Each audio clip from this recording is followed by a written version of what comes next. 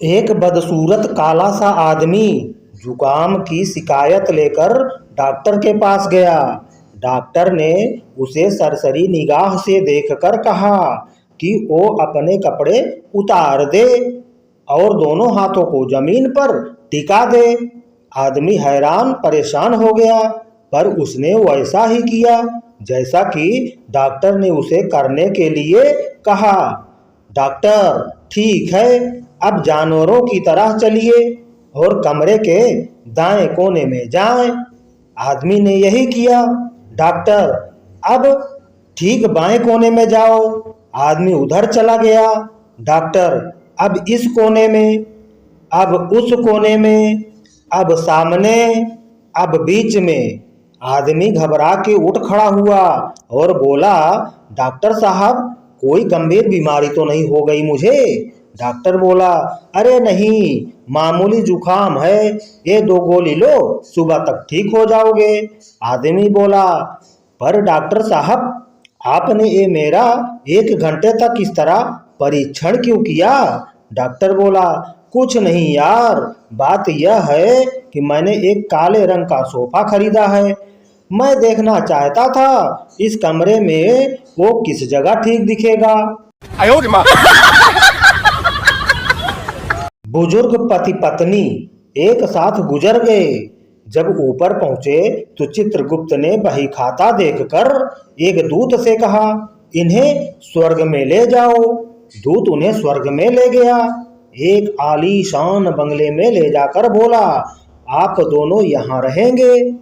यहाँ हर तरह का आराम है, हर तरह की सुविधा उपलब्ध है। नौकर चाकर हमेशा आपकी सेवा में रहेंगे, और हाँ, आप जो भी जब भी खाना पीना चाहें आपको मिलेगा। बुजुर्ग ने पूछा, अगर हम बीमार हो गए तो डॉक्टर कहाँ मिलेगा? दूत ने बताया, स्वर्ग में कभी कोई बीमार नहीं होता। बुजुर्ग लंबी सांस छोड़ते हुए पत्नी से बोला, अगर हम लोग अपने डॉक्टर की बात ना मानकर फल सब्जियों के बजाय अपनी मनमर्जी की चीजें खाते पीते तो कई साल पहले यहाँ पहुंच जाते। No no no no. यमलोक के दरवाजे पर दस्तक हुई तो यमराज ने जाकर दरवाजा खोला। उन्होंने बाहर झांका तो एक मानव को सामने खड़ा पाया। यमराज ने कुछ बोलने के लिए मुंह खोला ही था कि वह एकाएक गायब हो गया।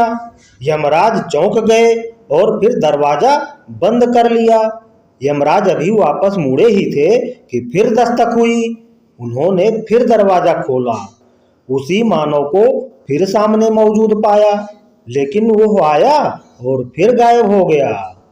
ऐसा 3-4 बार हुआ तो यमराज अपना धैर्य खो बैठे और अब की बार उसे पकड़ ही लिया और पूछा, क्या बात है भाई, क्या ये आना जाना लगा रखा है, मुझसे पंगा ले रहे हो?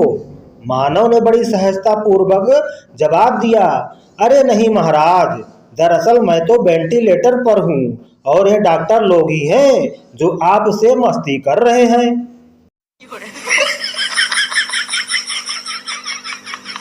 एक सुंदर युवती दवाइयों की एक दुकान के सामने काफी देर तक खड़ी थी। भीड़ छटने का इंतजार कर रही थी। दुकान का मालिक उसे शक की नजर से घूर रहा था। बहुत देर बाद जब दुकान में कोई ग्राहक नहीं बचा तो वह लड़की दुकान में आई। एक सेल्समैन को धीरे से एक किनारे बुलाया। दुकान का मालिक अब और भी ज्यादा चौकन्ना हो गया। लड़की ने धीरे से एक कागज सेल्समैन की ओर बढ़ाया और धीरे से फुसफुसाई, भैया, मेरी एक डॉक्टर के साथ शादी तय हो गई है। आज उनकी पहली चिट्ठी आई है, थोड़ा पढ़कर सुनाएंगे क्या?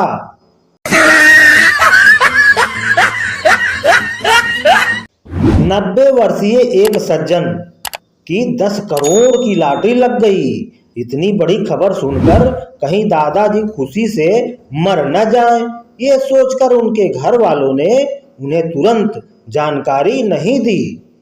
सबने तय किया कि पहले एक डॉक्टर को बुलवाया जाए, फिर उसकी मौजूदगी में उन्हें यह समाचार दिया जाए ताकि दिल का दौरा पड़ने की हालत में वह स्थिति को संभाल सके। शहर के जाने माने दिल के डॉक्टर से संपर्क किया गया। डॉक्टर साहब ने घर वालों को आश्वस्त किया और कहा, आप लोग चिंता ना करें, दादाजी को यह समाचार मैं खुद दूंगा और उन्हें कुछ नहीं होगा, यह मेरी गारंटी है। डॉक्टर साहब दादाजी के पास गए, कुछ देर इधर उधर की बातें की, फिर बोले, दादाजी मैं आपको एक शुभ समाचार देना चाहता हूँ, आपके नाम 10 करोड़ की लॉटरी निकली है। दादाजी बोले, अच्छा, लेकिन मैं इस उम्र में इतने पैसों का क्या करूँगा, पर अब तूने यह खबर सुनाई है तो जा, आधी रकम मैंने तुझे दी। यह सुनकर डॉक्टर साहब धम्म से गिर पड़े और उनके प्राण पखेरु उड़ गए। No, no, no, no.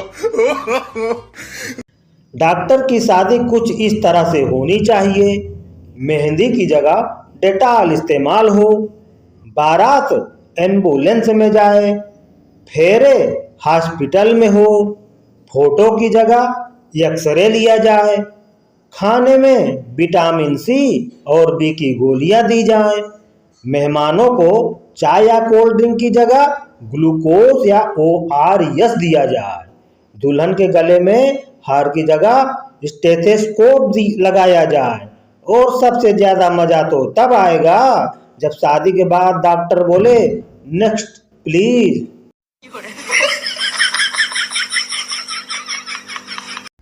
एक आदमी मनोचिकित्सक के पास गया और बोला, डॉक्टर साहब मैं बहुत परेशान हूँ, जब भी मैं बिस्तर पर लेटता हूँ मुझे लगता है कि बिस्तर के नीचे कोई है, जब मैं बिस्तर के नीचे देखने जाता हूँ तो लगता है कि बिस्तर के ऊपर कोई है, नीचे ऊपर यही करता रहता हूँ, सो नहीं पाता हूँ, मेरा इलाज कीजिए नहीं तो मैं पागल हो जाऊंगा।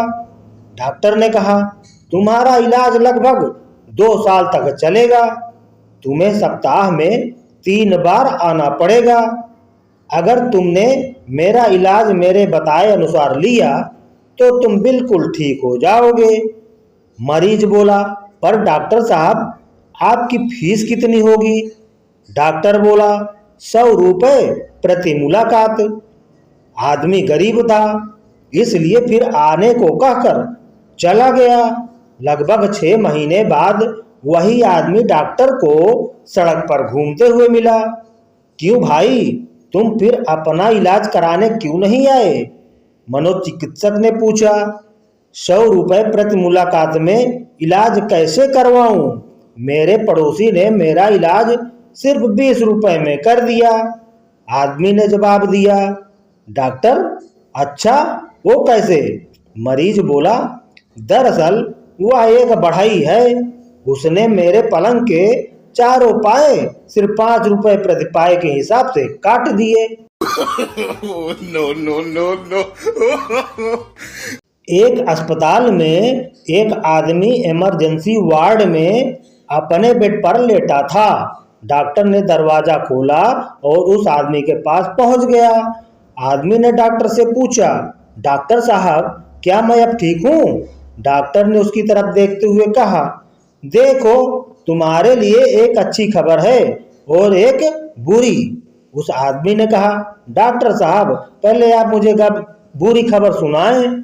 डॉक्टर ने कहा, बुरी खबर यह है कि हमने आपकी दोनों टांगे काट दी हैं। आदमी ने कहा, हे भगवान, तो फिर अच्छी खबर क्या है?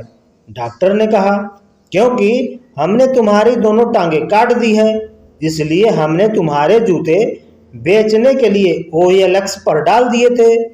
अच्छी खबर यह है कि वह जो आदमी तुम देख रहे हो वो तुम्हारे जूते खरीदना चाहता है।